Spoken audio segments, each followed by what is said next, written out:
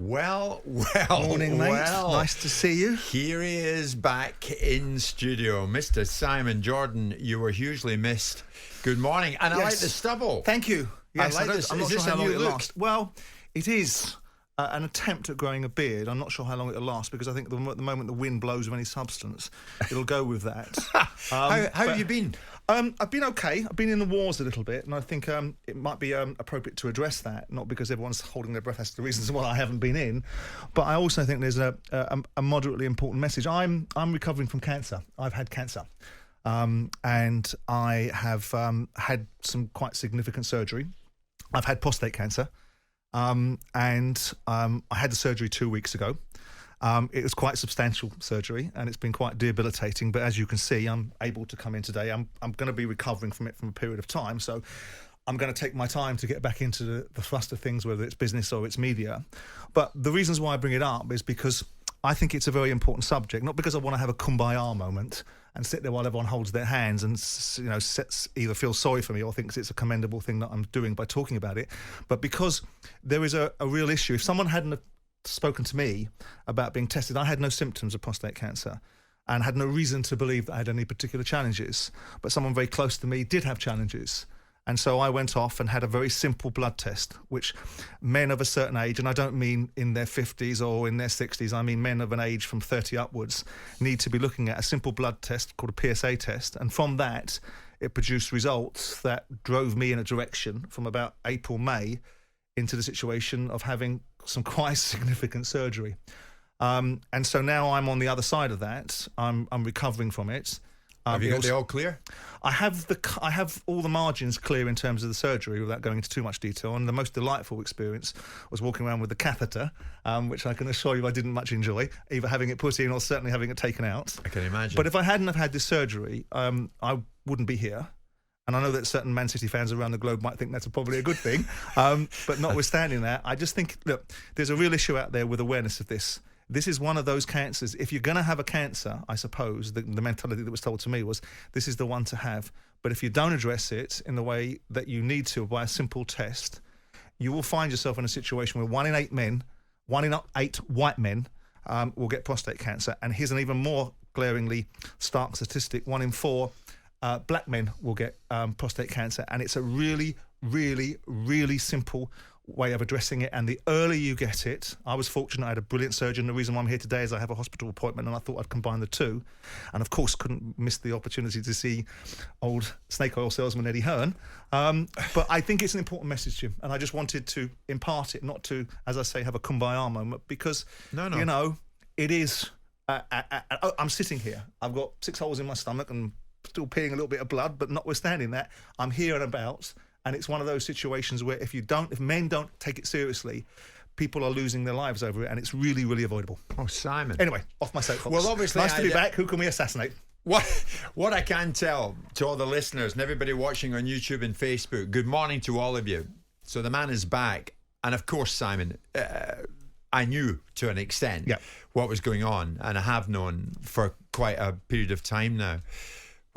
What drove you to go and get tested? What was the moment? Someone very close to me was diagnosed with something very similar, and they said to me, you need to just go and check yourself. So I went to my doctors, and my doctor said, yeah, okay, I don't think so. You know, I know there's a lot of stigma.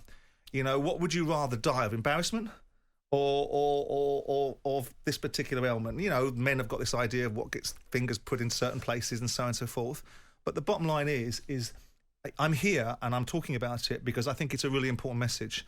And there's lots of people out there that have had this situation. You know, I see people like Ray Winston running around being ambassadorial for Prostate Cancer UK, which is a great thing.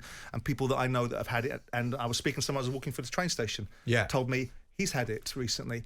But it's one of those that it's something you need to attend to. And it's something that men shouldn't ignore. I'm not going to be all pious and sort of get into the territory. I'm not a victim. I'm not recovering. In terms of I need somebody to go to a group session and talk to about it. But men do need to pay attention to this. And if you hadn't gone and get tested, I would have been. You wouldn't be here. No, I would be in real trouble. Yeah. And I didn't enjoy the surgery, and I didn't enjoy the experience. I had a brilliant surgeon, by the way, Ben Shalacom, absolute top draw. Where was this? Here in London, obviously. This was here in London, yeah. So all things being equal, well, I'm pleased. I've got some way to go. I've got to recover for a bit, and I've also got to have a series of tests going forward. But 2 weeks ago yesterday, I had surgery. So 2 weeks ago yesterday? Yeah, 2 weeks ago yesterday. Oh, man. Well, you're looking well. Thank you. You can polish you're your looking turd. well. You'll probably have to mind how you go in here, no doubt. I think so, yeah. I haven't noticed you walking awkwardly. You're looking good and you're sounding good. As you might imagine, Simon, have a glance at that in front of you. Yeah, well, it's a powerful tool, this media, the messages, honestly, are off the charts coming in. Simon Jordan, don't you dare desert us on this show. Get better soon. So good to hear from you this morning. Many messages coming in for you, Simon. Such is the esteem in which you are held. Carolyn, a big Arsenal fan. Carolyn, you contribute a lot. I notice your tweets come in a lot. Wishing you a speedy recovery. So glad you are back. Take care. But also, Jim, listen, this is not a private health insurance situation either. The person that was in my life that had the initial problem that alerted you to me went through the National Health, and they were brilliant. And he had the same surgery to the same level with the same response time that I may have had, in terms of I may have gone through the private sector, but that's irrelevant. He went through the National Health. So this is not a case of, I'm in a privileged position because I've got a few quid and I can go through the private health sector. The National Health Service is equally as brilliant as well. Sure.